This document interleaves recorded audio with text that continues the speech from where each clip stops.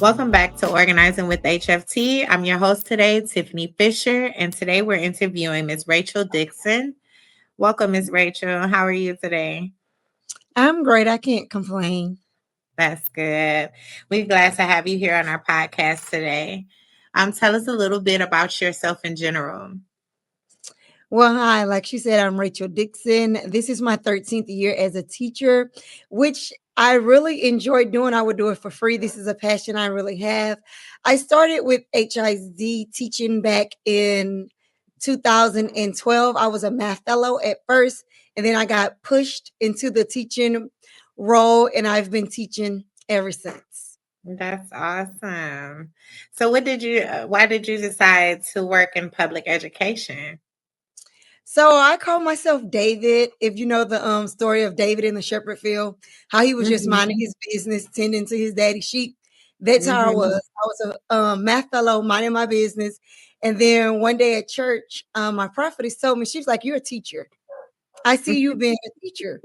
And then Yeah. the next day, I kid you not, I got called in the office to interview for a teaching position. I had on blue jeans and a white t-shirt. And it was like, Really? I already have my teaching certification, but I was working on my master's. So I was like, Mm-hmm. I really don't want to be a teacher right now because I'm focused on my Right. master's.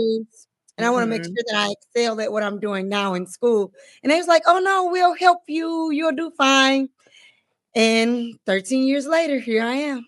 That is awesome. That is a nice story. I like that. So walk me through how you ended up joining HFT. Well, I joined HFT when we had, I'm not sure if HIZ still do this or not, but when Mhm. I first started teaching, they had a week where all the first year teachers had to go to the Kingdom Builders, and Mhm. HFT had a table set up. And so they was like, yeah, come join us. We're the union. And they introduced themselves. And I was like, the union, this is my first real job, well, career. So I was like, maybe I should join them. And Mhm. so they were real friendly. And so I ended up joining HFT, and I just started going to like I had a coworker. She was like, come to the Christmas party with me. So then I started going to the Christmas parties and Mhm. then to the crawfish boils. And I always wanted to go to the meetings, but my kids, I couldn't go because of childcare, because my daughter daycare. But now since all of my kids are at the same school, I'm able to be more active and go to the meetings because I can bring them with me now. Yes, we accept the children to come to the meeting as well. We have food for them, snacks for them, books for them. So that's good. I'm glad that all worked out for you. What is it like teaching under the state takeover of Houston ISD? What is that like? If I had one word to use, I would say dreadful. And the Mm, reason I say this is because I left HIZ the first year of the takeover, but then I came back. And the HIZ I left definitely was not the one I came back to. Because at mhm, first I was like, I will wake up. I loved going to work. I love teaching. Like I said, I would do it for free. I still will do it for mhm, free because I believe this is what God created me to do. And so when I came back, I was like, where's the library? That's when last year was my 12th year teaching. I was like, never in the 12 years of my career had I not had a classroom library. And they was right. like, oh, we don't have that anymore. I'm like, but I'm a reading teacher. So I just couldn't understand why I didn't have a classroom library. It was just mind blowing to me. And so I Yeah. brought some of my books from home, and then the kids like, oh, can we borrow your books? Because I know that they want to teach to the test, but my job as an educator is to create avid readers. And you know Mm, that it's something you don't really don't see in the Black and brown community.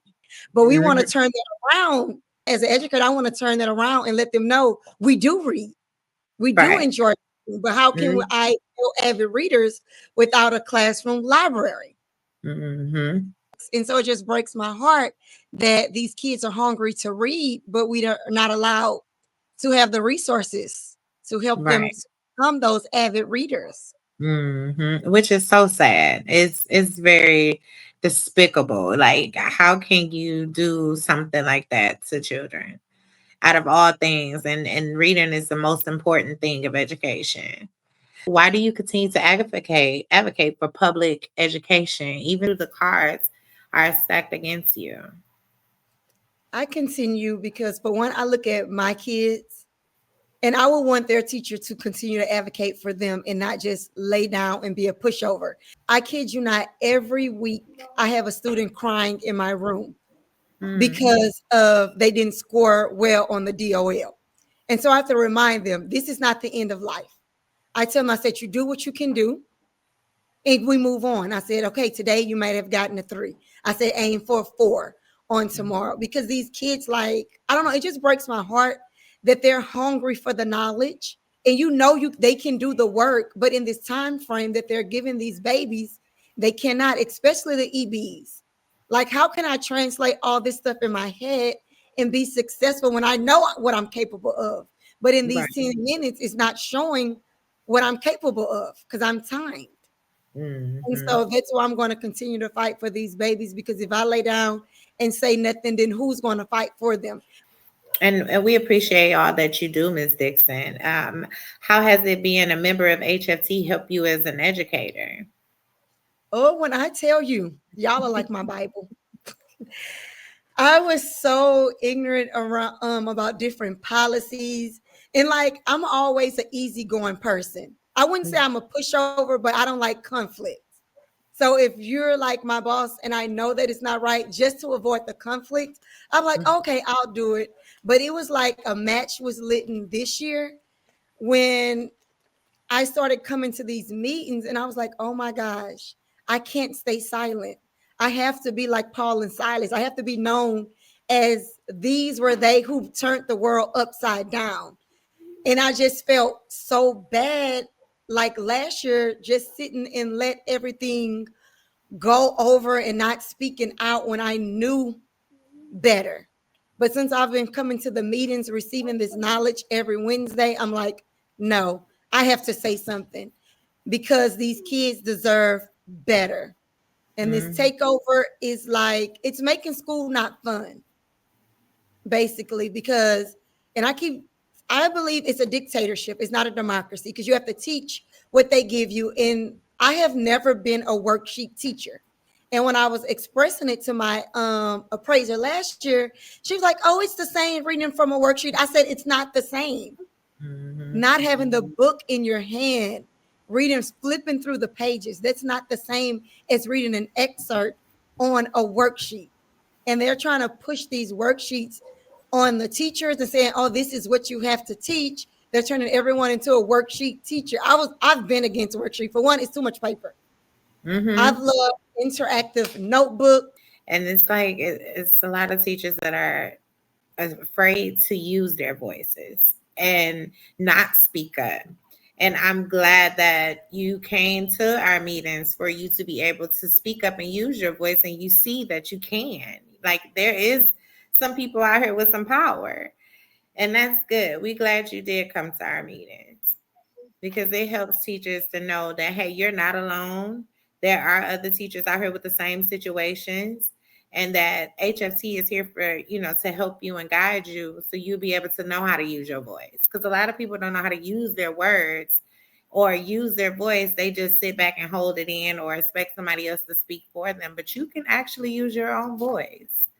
Will you Yes. tell us about your experience in Teachers Leading Program and about the project and I guess the project you did for that?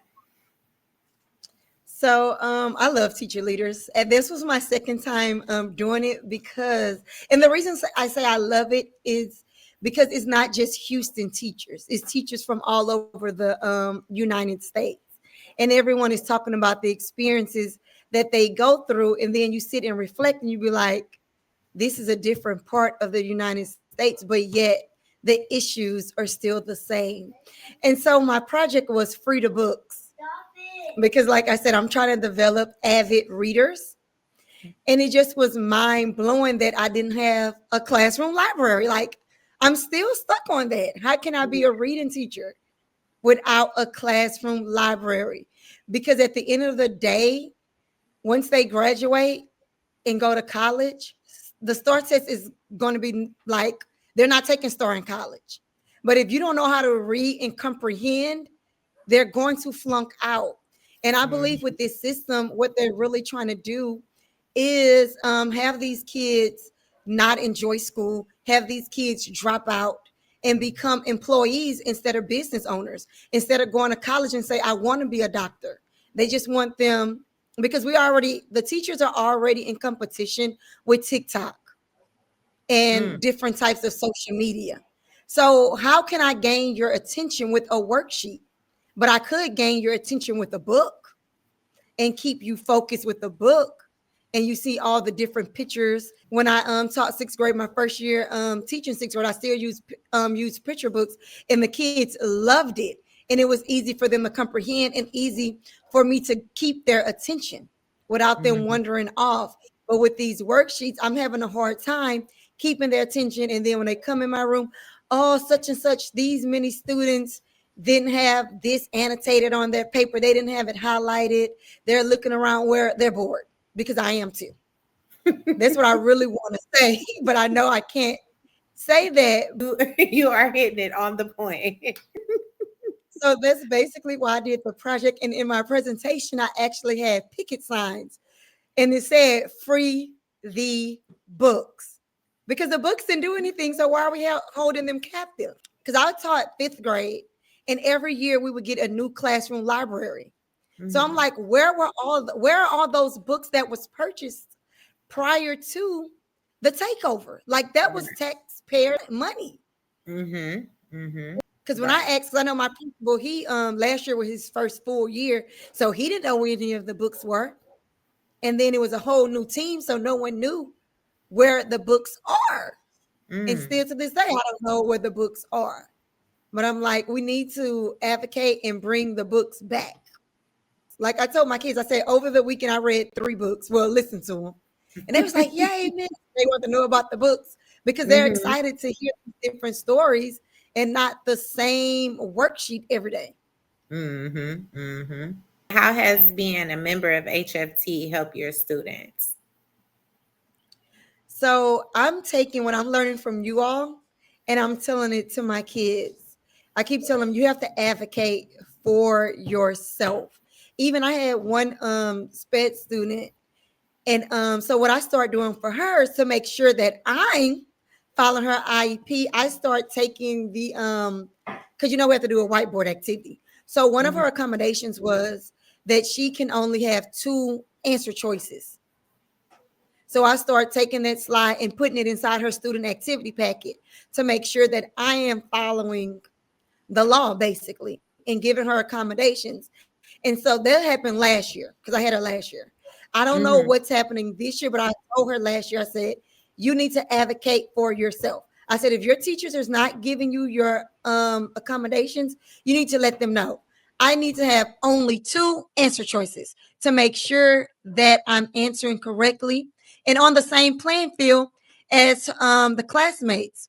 So one thing I've been doing, even with the kids I have this year that are sped, I just took that and I started doing that for them because at the beginning of the school year, I was noticing they would look around at other people whiteboards because these Mhm. babies with the whole whiteboard thing, I guess it's embarrassing if you get it wrong. So they're looking around trying to see what their peers have. So what I Mhm. started doing was making sure I put that in their student activity packet. I give them a different one from everyone else, but no one knows it is different or whatever. And I just want my kids to know you have to advocate for yourself. I even tell my son that because he's in fifth grade.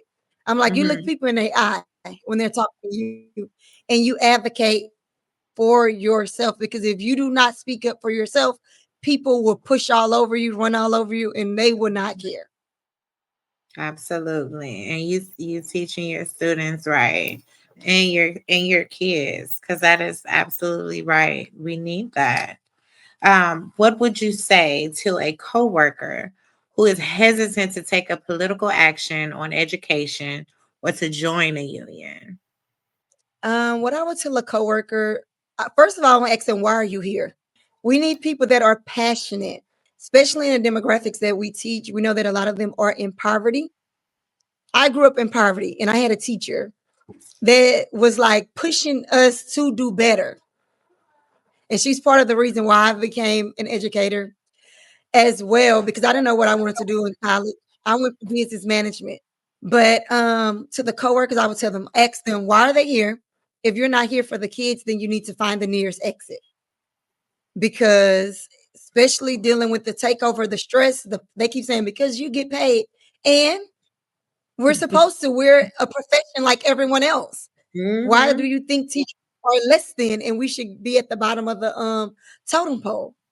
Right. And then I would tell them that they have to advocate for these kids and make sure that justice is served and make sure that we're here for the kids, making sure that they become better for society and making sure that they understand just because you're born into poverty doesn't mean you have to stay. It's Mm-hmm. always a way out. You have to decide on what you're going to do in life. And what words of encouragement do you have for educators in Houston ISD? Okay, the words of encouragement that I have is join the union. Under this state takeover, it's impossible to survive without joining the union because the minute you disagree, you're going to have a target on your back. Mm-hmm. And if you do not have the union, like for me, like my union rep, oh my gosh, I thank God for her. She has been so helpful because I I know many times we want to react in our flesh and we want to just go off. But the union helped me to go off, but in a professional way. Like she Mm-hmm. has been tremendous in helping me, making sure that I'm responding professional and putting it back on them. Because right Mm-hmm. now, the minute you speak up, it's a paper trail. You can sneeze, and best believe you're gonna receive a memorandum because you sneezed during their meeting. So they're trying to say that you're disagreeing with them. That's been my experience. The minute I decided to speak up, and then they want to seem like, even if I ask a question, like it could be genuine. They want to say that I'm being combative. And no, I'm asking because I truly do not understand. And I want to Right. make sure that I'm in compliance. But I also want to make sure that you know that I'm not to be played with. And I have the union that's gonna ride for me. Even like so many days I felt like resigning. And they were like, no, do not resign. Do That's not right. resign because it looks bad on your record and you work Yeah. too hard to get here. You don't want to throw 13 years down the drain. You need to join the union because when I tell you they're going to ride for you to the end, they're going to fight for you, they're going to stand up as long as you do your part. You have to do your part too and document, document, document. You can't just put it all on them and think they're going to just wave their magic wand and it's going to all disappear. You're going to have to follow the instructions that they're giving you because they, like, this is how I look at it.